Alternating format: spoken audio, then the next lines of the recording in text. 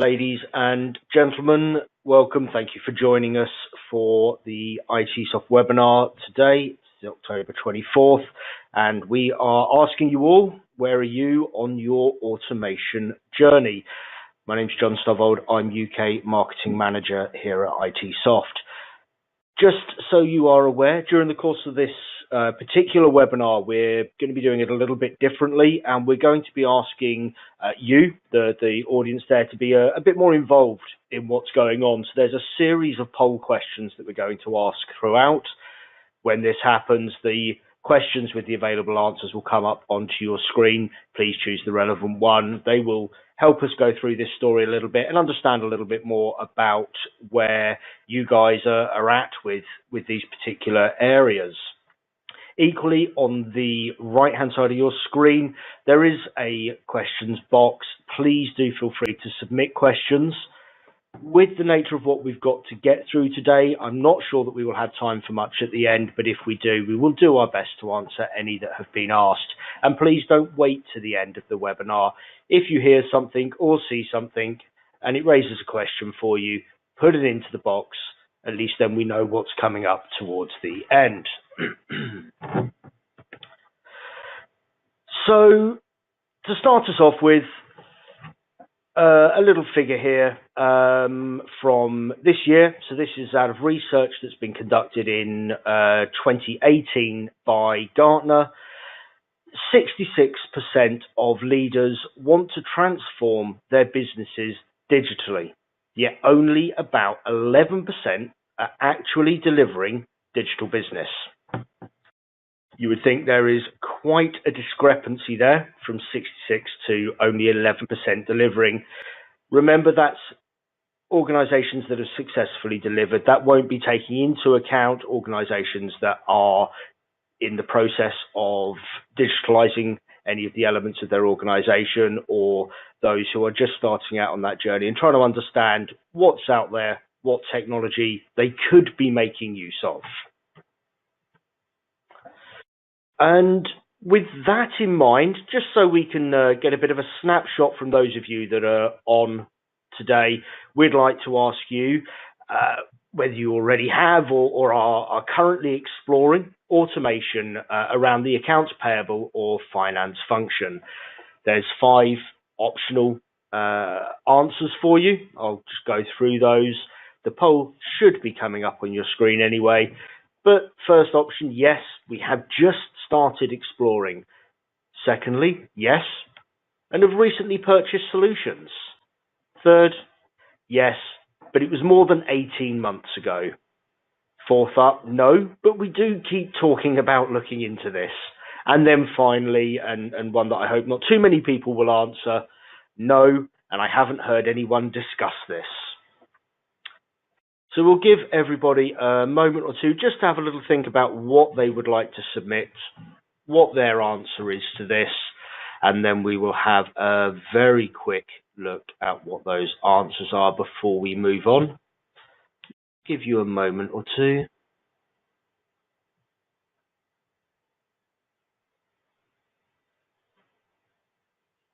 Okay, it's looking pretty even so far. I'll just let you finish off. Just give you another minute or so to think about this.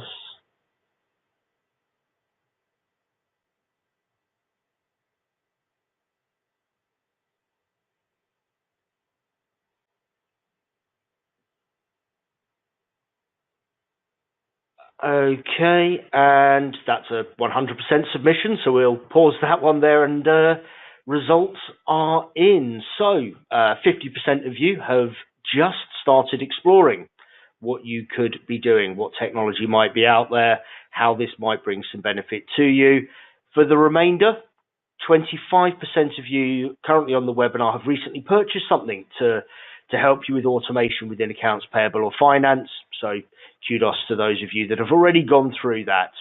And, well, maybe not so unsurprisingly, the remaining 25% of people here have said no, but they do keep talking about it. And honestly, from our perspective, that's something we come across very, very often. And what would be quite interesting if we could have exactly the same people on another webinar like this in a year's time.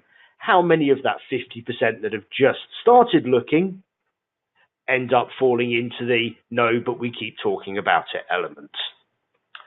So back on to our slides here, and another little statistic for those of you that are trying to figure out quite where you are in comparison to other organizations in how you're managing this. Consultancy UK, the research body, very recently, summer 2018, a report that they released where they highlighted that in organizations with a digital transformation project, 8 in 10 CFOs are the spearhead. This is something that we have seen here at ITESOFT over the last 3, 4, maybe 5 years, gradually increasing.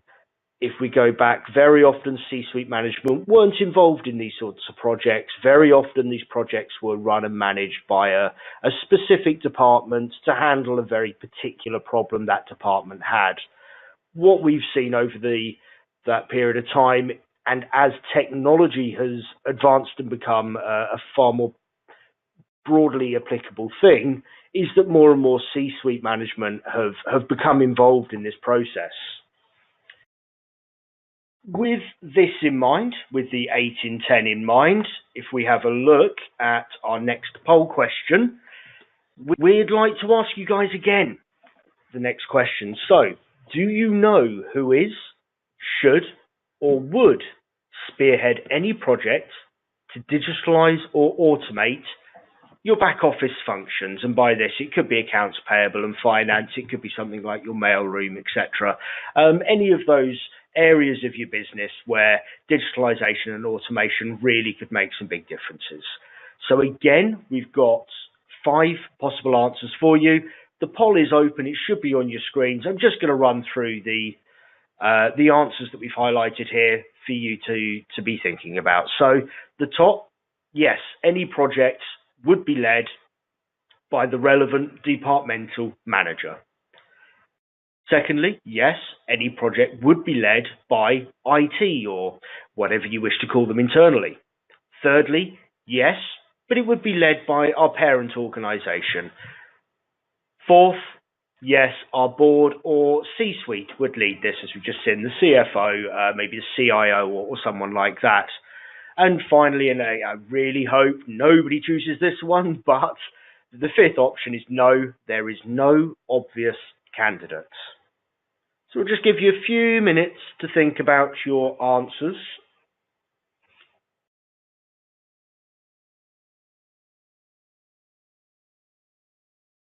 Okay, starting to shape up. Let's give you a little bit more, just a few more moments. Right, well again, 100% voter submission. Fantastic. Thank you very much, everybody, for getting involved. And okay, interesting. So for those of you that are online this afternoon, your 60% of you say that any project would be led by a departmental manager rather than C-suite, and the remaining 40% say board or C-suite would be the key drivers for this. So that's interesting. It goes a little bit against the research that we saw there by Consultancy UK, but it's always good to get these little snapshots as well of where people who are really starting to think about this, as we saw in the last poll, or just going out into that marketplace to explore, who's in charge of doing so.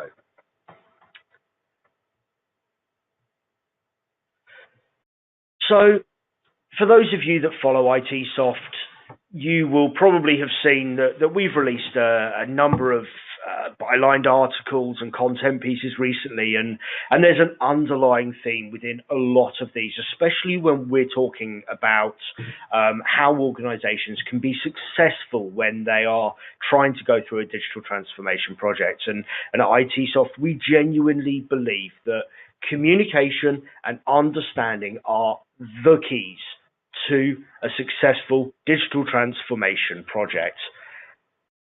more importantly, we also believe that this actually starts with us, that we need to communicate effectively and clearly to you, our audience, and we need to understand what it is that you would like to be hearing about, seeing about, etc.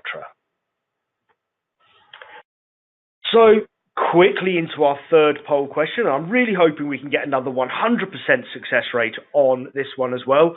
I promise you, these do come thick and fast at the beginning.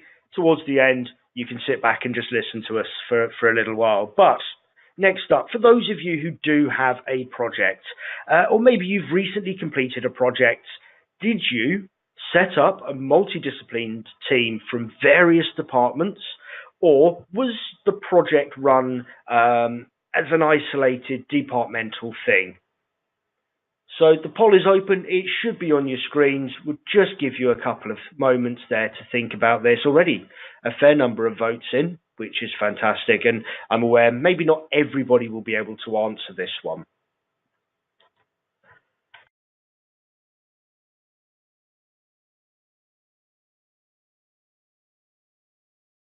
Okay, just give you another moment or two there. Let this timer tick down.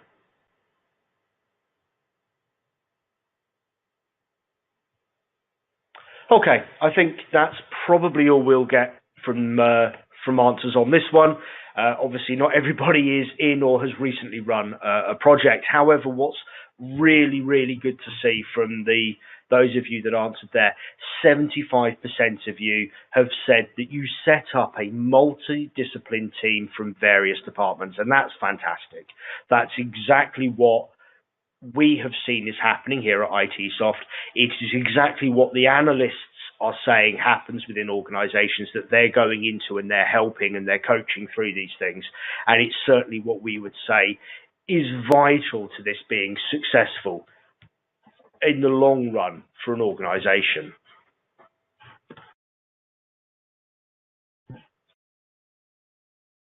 So with that in mind, what we'd like to do is just spend a couple of minutes having a look at future or current technology. And there's a reason I posed the question in that particular way.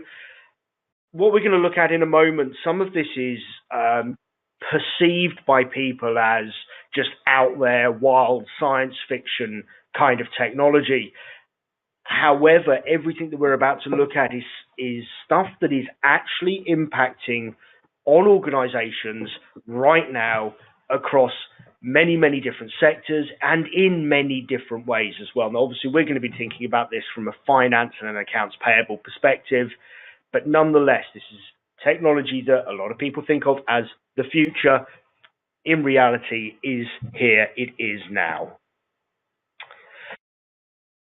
Because what we're about to look at is reliant on the information from the big research bodies, the likes of Gartner, I'd just like to ask you guys how important their input, their feedback, their knowledge, their research is to both you as individuals, but also to your organization when you're looking at what you can do to improve your processes, to speed things up, to boost your profitability. So the question is, have you or would you include information from bodies such as Gartner during the research phases of a project? And if so, what level of impact would this research have? Now, it's equally as possible that you may even have brought somebody like that, or PricewaterhouseCoopers, or somebody else into your business to help you in the early stages of project. You have four options. Your poll is open. The four options we've got there: yes, it would be integral. Yes, I would look as in the individual, but I'm not so sure that my company or organization would be especially interested. We would look, but it wouldn't be vital. It wouldn't be an integral part of our process and business case. And no, we're unlikely to use them. And there can be any number of reasons for that. Different people have different ways that they wish to do their research. And some people, some organizations like to go out there and find this information out themselves. They like to spend that time going out and looking at other organizations that have already done things they're looking into. So we're already at 80% of you have voted. If there's anybody left out there, please do feel free to make a choice. Just give it another moment or so for the last few votes to come through.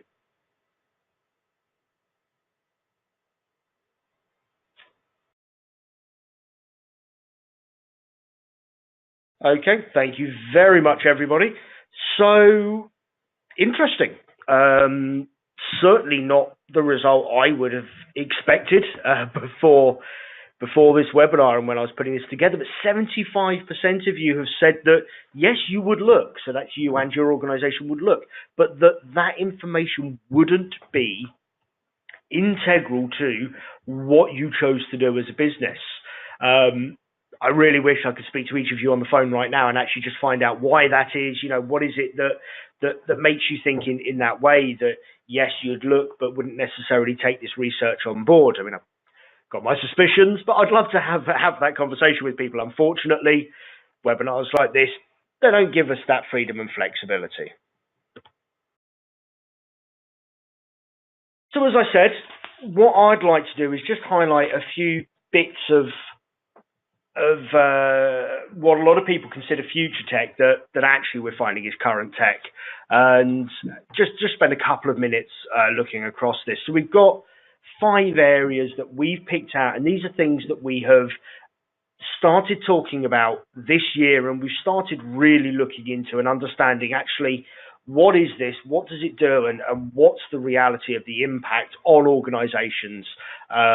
All of these things here, they do appear on the various analysts' reports and reviews and forecasts, whether that's current or 2 to 5 year for broader impact. But we'll start off here with IoT, Internet of Things, and this communication. Internet of Things, the concept is allowing devices to communicate between each other in order to generate greater benefit for us, humans doing other things. And this can take any number of forms. It can be things like smart cities, where vehicles can communicate with traffic light systems and with pedestrian crossing systems to ensure that traffic flows as smoothly and easily as possible, but that nobody is at risk. IoT communication also comes into our homes. It comes into the idea of smart hubs in your phone, talking to your mobile smartphone, talking to your lights, talking to your heating, even in the instance of Amazon, talking to a button that will allow you to reorder your favorite brand of coffee because actually you've just got low. You've not run out, you're just low. It's how devices communicate and connect with each other to drive real benefit for us, the users, for us, the human beings. Where IoT is anticipated to really take off is in the coming 2 to 3 years with the launch and then maturity of the 5G networks. There's probably more to be said about that than I'm going to go into now, but for those of you who aren't aware of these, do go and have a look. It is going to be pretty revolutionary. A lot of us expect it to be. Second up is artificial intelligence, and no, I'm not talking about iRobot with Will Smith in it and machines running amok. What I'm talking about is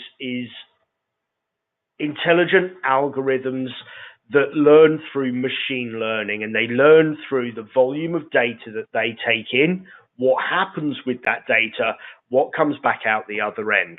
And as they absorb more data and more information, and they assess this data more often and more regularly, the quality of the output goes up and up and up. And one of the key things with artificial intelligence that we have to remember is that these algorithms can, in essence, read, process, and understand far higher volumes of data and information than a human being will ever be able to do. And that's why, particularly machine learning, is having such a big impact on organizations. And this is across many, many areas of business. And yes, it does apply to accounts payable and finance. The more invoices that a particular platform sees from a broader spectrum of sources, the better it gets at being able to determine where that information should go without a human operator having to tell it in advance, without pre-programming what should happen with this information. The system learns through trial and error, much like a small person would do. A small child, they learn through trial and error. The more they see, the more they understand, the better their output is. And AI is very, very akin to that. Third up, big data. So we've already alluded to big data and the importance of this with things like artificial intelligence. Organizations have so much data. Most of them don't know what they've got, what it means, what they could do with it, and what benefit it could actually bring. We're going to actually look at this in a little bit more depth a bit later on, so I'm not going to go into it too much here, but the concept behind these insights is giving people far greater visibility into what's going on in their business and allowing them to make educated, informed changes to generate greater benefit. Fourth up, we have got RPA, robotic process automation. This isn't new. I would be surprised if at least most of you on this webinar this afternoon don't already know what RPA is, or at least have a bit of an understanding about this technology. What we're talking about, though, is the sheer time savings that removing manual, tedious tasks from the desks of your teams can give. What those people could be doing instead of sitting there keying in invoice number after invoice number after invoice number after invoice number, where they could be chasing down suppliers, they could be setting up dynamic discounting agreements, they could be trying to figure out why supplier A is always paid quickly but supplier B is never paid on time. These sorts of things, the things that you just don't have time for in most departments this day and age, and that's where RPA comes in. Get rid of that data entry and let your teams focus on some really interesting work. Finally, arguably not technology, however, Gen X and Gen Z. Now, Gen Z's the real biggie here. These guys are coming out of university now and they're hitting workforces. They're going to be hitting workforces over the coming few years. And brutally honestly, most analysts, most publications and publishers that you speak to, most organizations that are in our area that you speak to, we're aware that this is going to happen, but the organizations that they talk to quite often aren't. This generation are coming into a workplace and they are expecting something very, very, very different to what most of us on this webinar experienced in our working lives. They're going to have more jobs in a shorter space of time.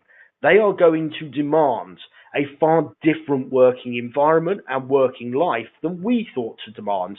And the reason for that is they have grown up from the ages of 2, 3, 4 with technology. I remember a time that broadband didn't exist. I remember dial-up modems. I remember getting our first home computer, and I was leaving school at this point. These kids, they had that from 3, 4 years old. They had iPads, they had computers, laptops, they had social media. This is stuff that has fundamentally changed the way people look at things.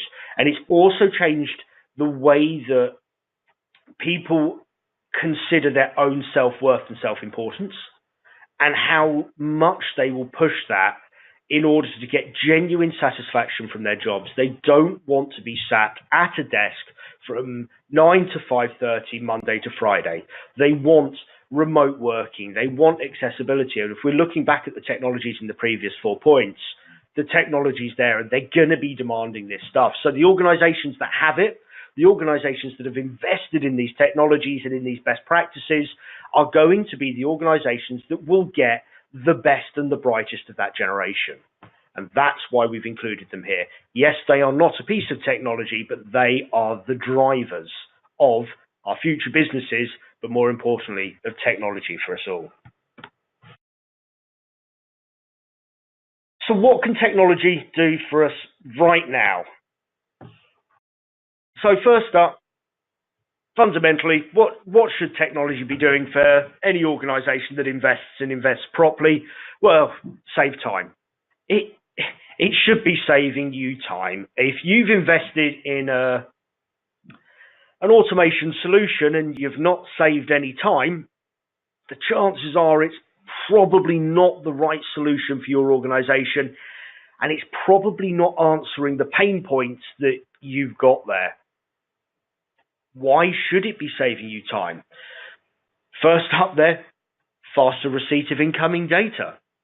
If it's an email, you won't even need to see it. It'll go through the system. The system will pull the email. It'll read the information. It will open the attachment and read the information. It'll look in the body of the email and read the information. As long as it's gone to the right inbox, you don't have to see it. So there's a whole load taken off your plate. Secondly, your invoices that are coming in as a piece of paper. Why? Genuinely, why? There's no reason. Supplier portals, email capture and attachments, EDI feeds, there's so much technology out there. And you know what? Your suppliers will go along with it as well. And we hear it a lot, oh, our suppliers won't go for that. Yes, they will, because it saves them money. And if you tell them that, show them that, and educate them with that, you'll find that most of them will take up the idea of firing an email with a quick attachment or jumping onto a portal and keying in a couple of lines of text. Hey, they've had to key it in anyway on an invoice that they've then printed out, posted, sent to you, chased you to make sure it's been received, etc., etc., etc.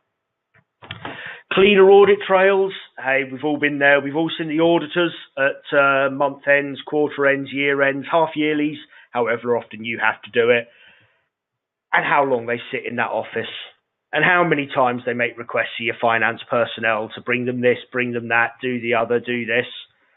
Just give them the login details to your system and tell them to carry on. You don't need to be there. You don't even need to be present. They can see it all. If you've got a genuine automation solution, the minute that invoice has been received, it is date stamped and time stamped, and every single step of the process from that point on, there is metadata supporting what happened. We're going to move on a little bit quicker here because I've just noticed the time, but we've got there some other points. Higher quality data, improved metrics and analytics for business insights. Why does this supplier's invoice always fail, and why do we have to spend 14 days trying to figure it out? Quite simple, they never quote the purchase order, but nobody ever noticed this before because it's always just been keyed in because we always know this supplier and we know that we send this off to that department to be authorized, and we know that they're going to take 2 weeks to authorize it because that's what happens. No, send it back to the supplier, tell them if they don't put the PO on there, they're not getting paid. Make it simple, automate it. Then they haven't even got a human that they can phone up and chase and argue with. It's an automated system. Manage process flows, increase connectivity. The list goes on and on in terms of saving time. This is the real bread and butter. So over to you guys. Next poll question for you. Promise you there's only a couple more here. I think we've got another 3 or 4 through the course of the rest of the webinar. Our clients have been able to reduce their receipt to authorization cycle to as little as 1.2 days using an automated workflow. How does this compare to your processes? I'm asking you guys straight up question there. 4 options. You've invested and seen an improvement. You've invested but not seen an improvement. Hey, it happens. If you were to invest, this would be vital, and you do not believe that you can improve your current processes. No rights or wrongs, I promise you. Just give you a couple of moments. It should be open. It should be on your screens. Please do fire an answer in there. This is your chance to have a look at what you think against what your competitors and the others on this webinar are saying.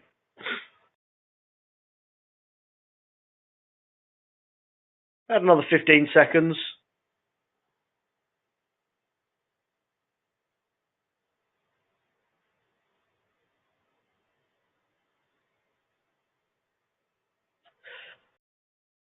Okay, and we'll close that poll down, and our results are... Right, okay, so interestingly, for the vast majority of you on this webinar right now, you're saying that if you were to invest, this would be a vital element, suggesting that you have not yet invested in automated workflow tools for the approval, coding, processing of your supplier invoices. So that's quite interesting. We've got a pretty even split there between the invested and seen as significant and invested but not seen as significant improvement. It's not vast numbers, not going to worry about that. The majority of you, if you were to invest, this would be vital. So thank you very much. And quickly and sharply, I've got you looking at your screens and paying some attention now. So let's have another quick question. Oh, no, we haven't. We've bounced through. Beg your pardon. How do we increase ROI? Very sorry. We'll have the next poll question in a moment. So this is something that's becoming more and more important to businesses. Traditionally, return on investment for an automation solution is based on, I hate to say it, how much of a headcount reduction can I make? How many people can I move onto other job tasks, etc., and fundamentally not have them as a cost in accounts payable? Actually, what we're seeing more and more regularly now is businesses' reduction of headcount is becoming less and less important. And actually, there are a lot of other areas that organizations are including in their business cases to get these sign-offs. It can be things like reducing the internal IT impacts, not requiring having somebody in an IT team that is explicitly focused on managing and maintaining a platform. To lower running costs and departmental downtime. One of my colleagues here recently did a blog. Today I was sick, but my computer wasn't. Computers don't have the downtime that users have. And we're not just talking about time off sick. What we're talking about is there's 24 hours in a day, not 9. Okay, your team, you're employing them, they're in the office, they're in there from 9 to 5:30, they're working hard, they're breathing hard, 5:30 the work stops. Between 5:30 and 9 a.m. the next day, there might be a few back office things that'll go on. Your ERP may do some payment runs, that sort of thing. But fundamentally, your department is not producing anything productive. There's no output during those down hours. Machines don't need them. They don't get tired. They don't need a break. They don't need a coffee. Okay? They just keep chugging away. There's no reason to have that.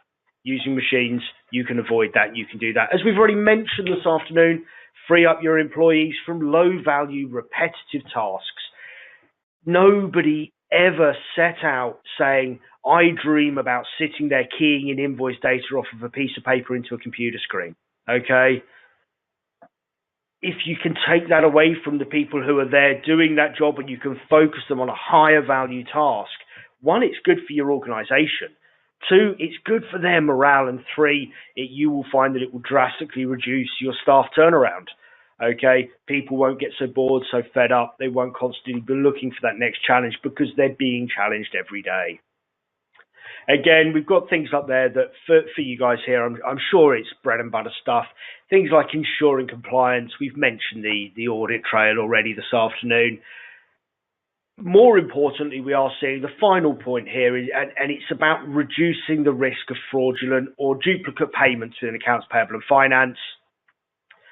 The press are all over this. There is a news story every single day that so-and-so in this place did this, or this company lost this much to this fraud, or et cetera, and hate to say it, it happens everywhere. Every company, every organization, whether that's public sector, whether it's charities, we're seeing it in the news. So people are being even more aware of this, and they're really focusing themselves on trying to reduce these risks as far as possible. Mentioned big data earlier. Having great amounts of data is fantastic, but not if you can't do anything with it. And that's where most organizations are falling down. They've got all this information. You know, they've been processing invoices for 10, 15, 20, 50, 100 years, whatever it is. But they have no idea what this data is, what it tells them, what insights it can give them. Over the last probably couple of years, what we've seen is that the role of big data in accounts payable and finance in particular is becoming more important, and more people are paying attention to the quality of the data that goes into their systems and what they can see. What this means is that these areas of technology, these dashboards, have had to evolve and change, and for a lot of businesses, it hasn't happened. Some organizations invested in the really, really top of the class BI tools, back in the late 1990s into the 2000s, these great bits of kit that were built and gave them some very specific reports on particular parts of their business, but useless for drilling into anything past that. You couldn't go down past these reports. What we have found is that people want to be able to almost click through at a certain point. They want to be able to see all of the data that's relevant to them, and they want to be able to give access to other people in the business, data that's relevant to them in clean, easy to see dashboards that can be drilled into. If you spot an anomaly, you're going to want to look at that and find out more. The anomaly may be that the aforementioned supplier B's invoices always take too long to pay.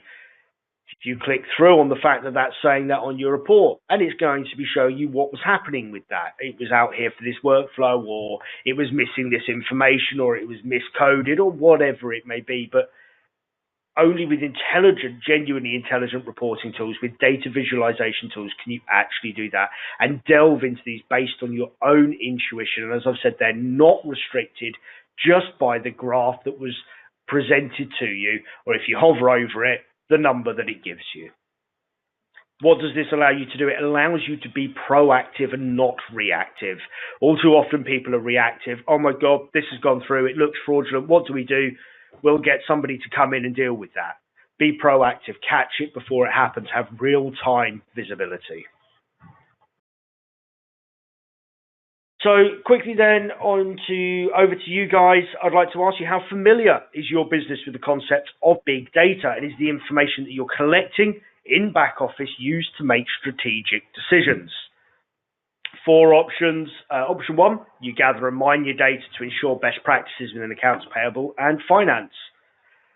Option 2, collect large amounts of data but rarely make use of it. Number 3, our data is of dubious quality.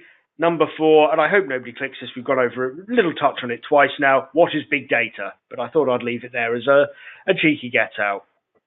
Okay, very quick responses. Just going to give it a moment. It looks like there might be a couple of people who haven't clicked. Okay, I think we're virtually there. Right, we'll close this one down. That's going to be so close to everybody there. Interestingly, we've got a 50-50 split. 50% of you gather and mine your data to ensure best practices. I'm impressed. 50% of you collect large amounts of data but rarely make use of it. There were a couple of people who didn't answer, so apologies to you guys. But there we go, 50-50 on those top 2. I don't know whether I'm surprised or not with that. It's an interesting statistic, though, so thank you very much for answering the question. Okay. As I've mentioned, fraud. We're seeing it everywhere. It's all over the news. Every day, something else has happened. This NHS has been scammed out of that. This council's lost out on X, Y, and Z. In order to ensure against fraudulent activity in an organisation, it is really, really hard to do that without a proper piece of kit to help you with that, a proper solution that is built specifically to help you. And that's to do things like ensure that the information that's being processed through your accounts payable team is valid. And by that, we're talking about, is this supplier real? Have they been validated? Not just have they been validated by somebody in your accounts payable team, but actually, does this company even exist? Can we be sure that the supplier that's quoted on this invoice is a real company and these are real bank account details? Well, yes, we can. There are ways that we can do that, and we can actually check that based on the fact that 50% of our other customers also pay this person for this service. Well, the chances of 50% of our customers being defrauded in that way is pretty slender, I would suggest, especially being as that all that information can be referenced back out to the likes of Companies House, etc. Checking for patterns or anomalies in data that's captured and processed. There's rafts of great little algorithms and rules that can be applied to sets of data to suggest whether a potential process transaction is fraudulent, but it can be done before it makes it a transaction. So you're not trying to recover that loss, you're catching it before it happens. That's what we're saying. Be warned. Build internal processes and remove some of the manual steps. Doing that will significantly reduce the risk to your organization of something bad happening in a fraudulent manner. So I'd like to ask you whether you guys on here have actually invested in anything to combat fraud. Have you got a piece of technology in there that is doing this for you and has really helped you guys out? So yes, and you've seen real savings. Yes, although it was a long time ago now, and as far as you know, is now rarely used. No, you've never looked. You have looked, but found that your manual checks were sufficient, i.e., there was nothing risky happening within the data.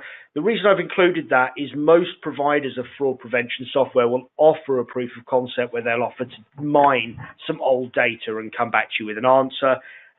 Finally, no, but we wish we had done. So this is open to you guys if you'd like to take a minute there and make your selection.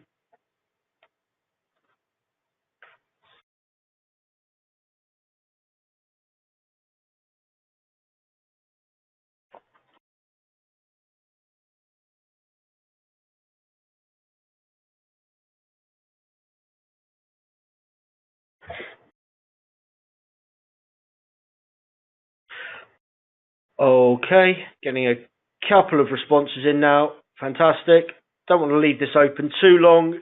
Honestly, I promise you I'm not going to judge your answers here. Just curious to know, and curious to feed this back out to you guys that are here listening and watching this as well, so that you've got this to benchmark. Okay, we're not going to sit here and say, this company said that, this company said the other. We're just looking at the statistics. You've seen it already in the other polls. Okay, there are a few of you that still haven't answered, but we're not going to wait all afternoon, so we're going to close that poll off. And what have we got? Okay, so some of you, yes, you have. About 10%, yes, you have, and you've seen real savings as a result of implementing some technology designed to limit these risks. Overwhelming majority of you, 80% though, have never looked. Okay, I mean, that's significant. A large number of organizations that just haven't taken the time to go out and look at this technology. And a little bit of a split there with the remainder between the other three options.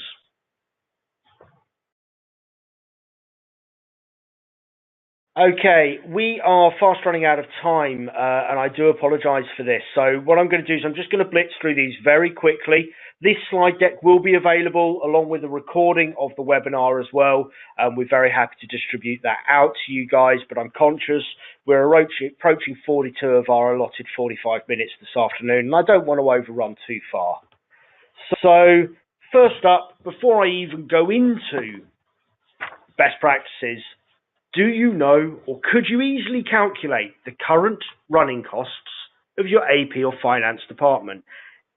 Three options: yes, we've done this recently; yes, although we haven't done it recently; and no, we would struggle to assign a cost to the function. This is the last poll question this afternoon. This is the last benchmarking point. This is the moment, really, for those final answers to come in from you guys and really make this beneficial to all of you that are watching and listening this afternoon.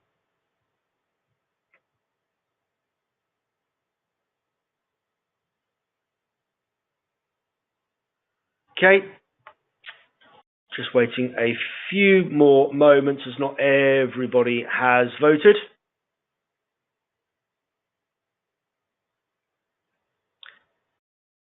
Okay, as time is short, we'll call that one there, and brilliant. Okay, yep. So, a few of you, yes, you've done it in the recent past. Fantastic, well done. I hope it didn't make you fall off your chair. 50% yes, although we have not done this recently. So maybe you were knocked off your chair when you did do it and you've decided not to go back there. And the remainder there to no, and you would struggle to assign cost to the function. And that doesn't overly shock us. So yeah, 50% yes, but not done it recently. Obviously, costs change over time, so it might be worth a little revisit. So there's three fundamental steps here that I'd like to quickly go through here. And this is for those of you who are exploring digital transformation now, those of you who are starting on this journey and want to think about what should I be doing. I've just heard how I stack up against other organizations in these key areas. What should I be doing? So firstly, plan. Okay, you cannot spend too much time at this stage of your project. Plan. You need to know where you are today before you can even think about where you want to be tomorrow as an organization. You need to know what your business pain is, and you will probably be sat there thinking, I know that my problem is X. Sit down, draw out your current as-is process in accounts payable and finance. What actually happens with information documentation? What is the impact outside of the accounts payable and finance team? And I'm talking about procurement. I'm talking about IT. I'm talking about departmental level where you're asking them to be raising purchase orders or signing off invoices. We will almost guarantee you that when you start off on this, your pain point will be, I've got too much paper or something akin to that.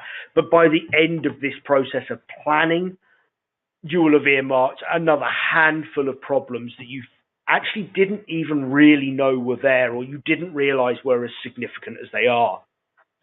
As well as highlighting these, it's important to detail how these are impacting and hindering your business. And not just on a day-to-day basis, but actually on the longer term. How do these impact your ability to scale up, for instance? As I've said, what does the current process truly look like? And this needs to be warts and all, not leaving out something because it's painful to admit to, or because this department doesn't want to face it. What would you like it to look like? Okay, where would you like this to go?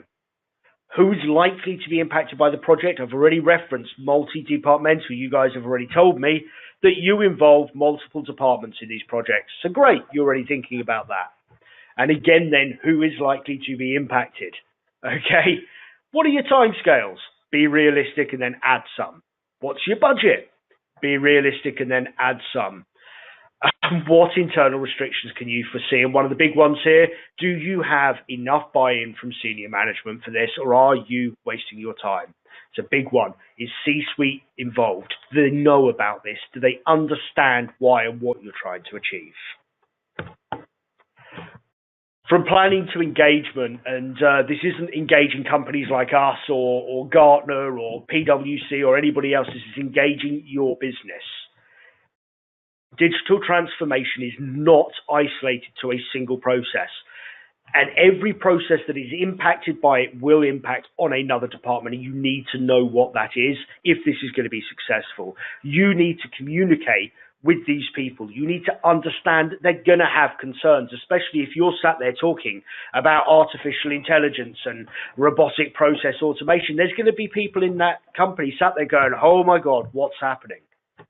Talk to them, allow them to raise their concerns, answer and address them in a timely manner. Don't sweep things under the carpet.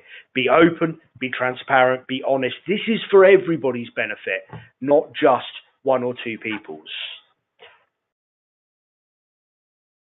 Focus on small steps. Digital transformation is this wonderful, great, big umbrella thing. The reality is digital transformation, it can impact every single element of a business, from your complaints team to your Twitter department to everybody in between. Focus on very specific processes and pains that can be addressed at a time. I need to stop people keying in an invoice is a great thing that you can remove. Now that's going to have a much bigger impact on the wider business, but it's starting with a small, specific process. I don't want to have to pay for another person to deal with our Twitter feed because it's blowing up because Wendy's keeps tagging us and stuff. Okay, great. That's a single process to look at that's going to have, again, a broader impact on the business. Digital transformation is for everything. Look at the process. Detail your target and measure them. And this happens in your planning stage as well. Understand those pain points and what can you specifically do for that pain point. Importantly, refer back to this every possible step of the project and have very specific milestones that you're going to go back to what you created in planning. Vital. Finally, fail fast. Do not be afraid of failure. Okay? This is why we say focus on a small process and try and get that right. If it's not working, accept it. move on. Do not throw more money after bad. There was a horrendous story about some company that had spent millions trying to get an Oracle implementation correct, and it just wasn't working for them. It just couldn't do what they wanted it to. They had selected the wrong solution and the wrong vendor. It was a horrible mess, and it was costing millions and millions and millions. Start small and fail fast, but don't give up.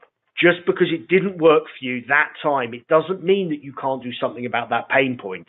It just means that you didn't find the right solution, the right vendor, the right partner, or maybe the right answer to that problem. Working small and failing fast means you are not wasting money. You're not spending money after money. It allows you to quickly change and be very agile in the way that you work. Ladies and gentlemen, thank you. I apologize that I have overrun. If you'd like to do a bit more benchmarking, we recently sponsored the PPN annual survey. The results are now out. They're on our website. Do take a look. Be on one of the recent documents there that you can download. There's loads of benchmarking in there. So for those of you just starting out on this project, please feel free to take a look at that and download that. I haven't got time for Q&A. I can see there was a couple of questions. For anybody that did ask questions, I promise you we will come back to you. We'll try and get an email over to you this afternoon, maybe tomorrow morning, depending on how time goes. Once again, thank you all for joining us. We really hope you found this helpful, and we look forward to seeing you again on a future webinar.